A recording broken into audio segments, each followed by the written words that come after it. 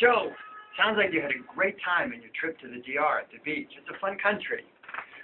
I wanted to talk to you a bit about what we've been doing down there.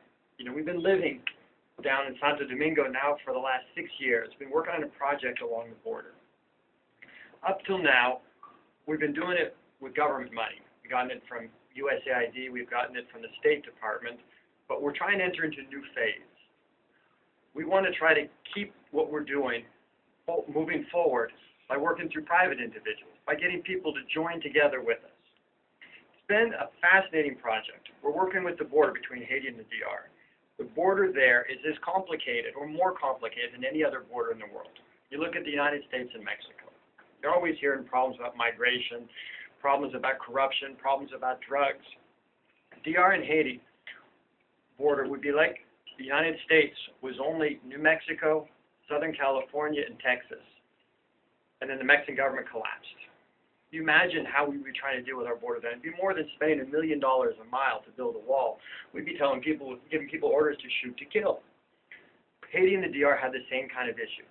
Haiti, as you know, has been struggling forever to try to get its government together. They're basically living off subsistence farming and remittances. The DR has been struggling to move forward. They have a somewhat modern economy, but terrible problems of corruption.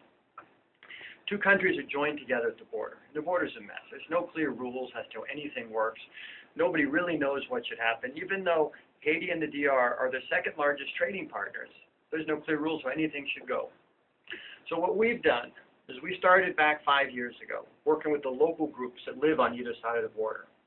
Not the international organizations, not the national ones, but the groups of farmers, the women's groups, the local cooperatives, to try to help them figure out how they want to work, how they want to live, trying to help create opportunities for them, but not just in their own town, but also by reaching across the border, learning how to work with their cross-border neighbors.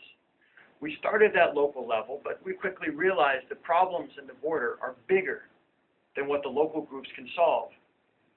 So we began working with the international community, began working with both governments to try to get more attention to the border.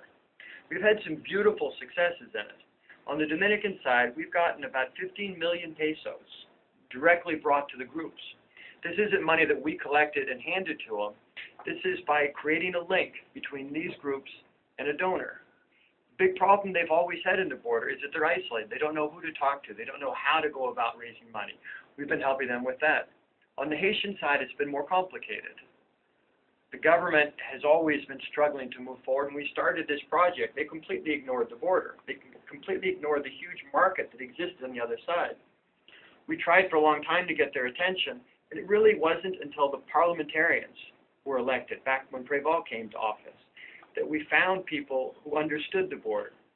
We helped them understand that by investing in the border, they could bring more resources to their town and more resources to their government. They formed a strong commission that's lobbied for the border and got the border declared a priority area. There's now good roads leading to nearly every border town. The town of Belladere, one of the old border crossings, it used to be completely abandoned, now has electricity, running water, paved streets. It's a revolutionary change. We've helped bring about a significant change to the border, but we're not there yet. Our groups are stronger, they're better connected, the governments have improved how they look at the border, but it's a long, slow road. I would like to move away from depending on donors who have very narrow interests, who are very fickle in their funding, to getting a group of people like yourself that care about the border, that care about the countries, and together to work to build a better organization. And I need two things from you, Joe. I'd like your money, because we can't work for free. We've got an office, we've got people, we've got cars. But I also want your time. I want you to look into the border. I want you to come to our website. I want you to comment on the stories we put there. Tell us what we should be doing differently. Give us ideas. Help us to make this a better border. Will you do it, Joe?